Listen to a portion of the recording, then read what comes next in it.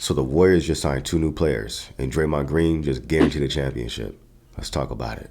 What's good, y'all? We back out with another one. Now, before we discuss Draymond Green's comments, the Warriors did make some roster moves. The Warriors are signing Kevin Knox and Yuri Collins to 10-day contracts. Starting with Kevin Knox. Now, for those of y'all who aren't familiar with his game, he's basically a 6'8", 6'9" wing that's a bucket in the G League. He's been a solid scorer in Santa Cruz, averaging about 22 points and 8 rebounds. Not that great of a defender, but he does have a lot of length on the wing. I don't foresee him getting any playing time outside of garbage time for the Warriors. He's buried on the depth chart behind Jimmy Butler, Kuminga, Moses Moody, and Guy Santos. He's basically a worse version of Moses Moody. So it's not really anything he brings to the table that the Warriors don't already have covered. As for Yuri Collins, I don't see his stint with the Warriors going any further than a few 10-day contracts. This is basically Golden State doing salary cap shenanigans. Strategically signing Yuri Collins to 10-day contracts is way cheaper than signing a vet minimum player. I'm thinking they don't like any of the options in the buyout market and they're just doing him a solid. Speaking of the buyout market, the list is pretty sorry.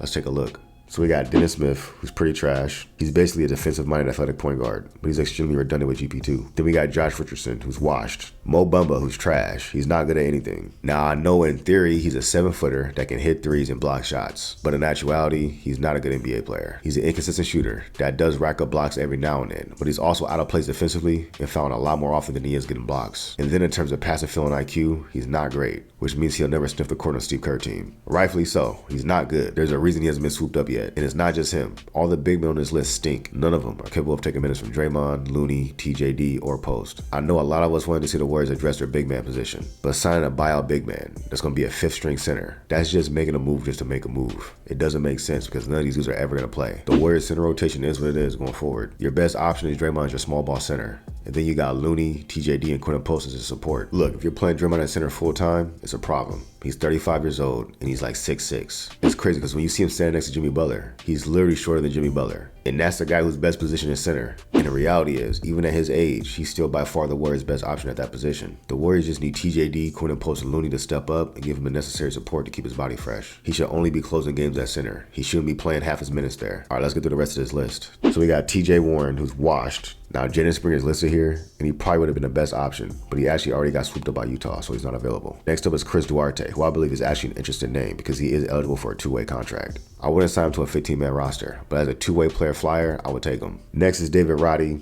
trash. And then we got our old friend Juan Toscano Anderson. Yo, shout out to Juan T, but his time with the Warriors has passed. Now, would I like Juan T to be a part of the organization for the vibes? Of course. He'd be dope as an assistant coach. But in terms of on-court production, there's just nothing he brings to the Warriors that they need. Guy Santos, for example. There's nothing Juan T does better than Guy Santos. He's bringing just as much hustle as Juan T, as well as the IQ and team play. On top of that, he's also bigger, more talented, and a better 3-point shooter. And he's about 10 years younger, so it's really no need for Juan T. But like I said, if you get him as an assistant coach, I'm with that. Next up is Robert Covington. Washed. Terrence Davis, trash. Jalen Noel, trash. Chuma Okeke, yeah. Frank Kaminsky, trash. Henry Ellenson and Braxton Key. Come on, bro. As you can see, it's slim pickings in a buyout. There's no impact players available. 2 other names that weren't listed, but I wanted to mention. Bojan Bogdanovic and Reggie Jackson. So Bojan Bogdanovic actually sustained a season-ending injury, so his season's over. And Reggie Jackson is straight up cooked, bro. I kid you not. I think Pat Spencer's a better player than him right now currently. And he's a cheaper option. So yeah, I think the move for the Warriors, they're going to rock with Kevin Knox. They're probably going to sign him to a standard contract after a few 10 days. They're going to do the salary cap shenanigans with Yuri Collins, sign him to a few more 10 days. And then once the time is right financially, I think what they're going to do is strategically elevate Pat Spencer to a full contract. That way he's eligible for the playoffs. Don't expect some unknown buyout player to come out of nowhere and help the Warriors. So Wednesday, February 19th, the Warriors held an optional practice. Jonathan Kuminga participated. According to Steve Kerr, he moved well. He did everything during a contact-free practice. Hasn't yet been cleared for contact. They're taking it one day at a time as he eases his way back. So basically, Kuminga was cleared for non-contact practice. So it sounds like he's day-to-day, and he should be back in the lineup in a few games. Man, it's been a minute since we saw JK hoop. I'm excited to have him back in the fold. I'm very curious how Kuminga looks next to Jimmy Butler. Yes, the space is limited,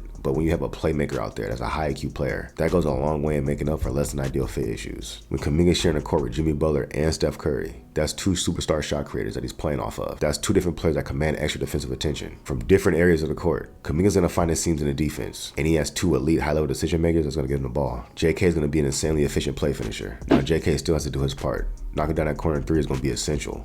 All right, let's hear what Draymond had to say. We're going to win the championship. Say that one more time so that everybody here can say that with your chest. I didn't hear you. My earpiece. Because they added Jimmy Butler the third. So what did you say? 81. I'm sorry I said I think we're going to win a championship, but I lied. We are going to win the championship. Wow. So there you have it. Draymond is once again writing checks that Steph Curry has to cash, bruh. It's insane. As you can see, the Jimmy Butler trade has given the Warriors a newfound belief in themselves.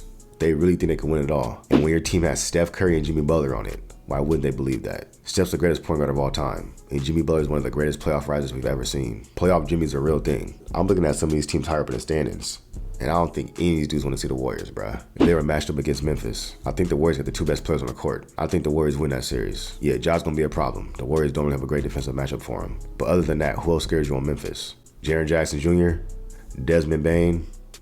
Come on, bro. What about Houston? That's an extremely young team that's never been there before. Their best player is Alfred Sengun, who Draymond just bullied a week ago. Draymond had him in hell. We held him to like 4 of 10 shooting, and the dude was flopping all over the place. Bro, first of all, Sengun's pretty soft, bro. Like, all that flopping, bro, like, you're a big man, dude. Like, come on, bro. Every time Sengun's banging in the post, his head's just snap it back like he's getting shot with a shotgun, bro. Super soft, man. That's the Rockets' best player. Again, Golden State would have the two best players in that series easily with a huge experience advantage. I think they smoked the Rockets in like 5 games. What about the Lakers? They've had the Warriors number these past few years, but about 90% of the reason for that is AD. Now that AD's gone, the Lakers' size don't scare me anymore. AD made those matchups so tough for the Warriors with his defense, bro. He basically neutralized Draymond. He couldn't do nothing against the Lakers. Now look, don't get me wrong. The Lakers swindled the Mavs in that trade, and Luka's a way better and more talented player than AD. LeBron and Luka's a problem. Don't get me wrong, but there's a lot of redundancy and overlap in their skill sets. I don't see that being a smooth acclimation period, but I'm telling you, bro, AD was the reason those matchups were so tough for the Warriors. Now the Lakers gotta rely on Jackson Hayes and Alex Len as their center rotation.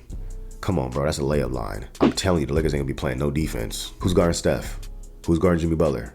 I like that matchup for the Warriors. What about the 1 seed, OKC? The Warriors have played the Thunder tight these past few seasons. OKC's a great defense, but they still have no answers for Steph Curry. And now the Warriors got Jimmy Butler, which means they have to allocate less defensive resources to guarding Steph Curry, who they couldn't guard anyways. But now you got Jimmy Butler in the mix, who they have to account for. On top of that, OKC's still one of the youngest teams in the league. The Warriors will have a huge experience advantage. I don't see that as been a bad matchup for the Warriors. And SGA is nice, don't get me wrong, but one thing I will give the rest credit for is when it comes to the playoffs, for the most part, they don't fall for the fuckery. They don't be having none of that bullshit with the fouls, bro. So all that foul grifting and baiting the SGA be doing, let's see how effective he is when he's not getting those calls. We haven't really seen much of Shane in the playoffs dealing with that. But what we do know is Steph Curry and Jimmy Butler are proven in the playoffs. Now look, I'm not quite there with Draymond Green in terms of guaranteeing the Warriors win a championship. I still gotta see how Kuminga looks in the mix playing next to Jimmy Butler. But if things play out the way I think it's gonna play out, then I think the Warriors have a really good chance against anybody.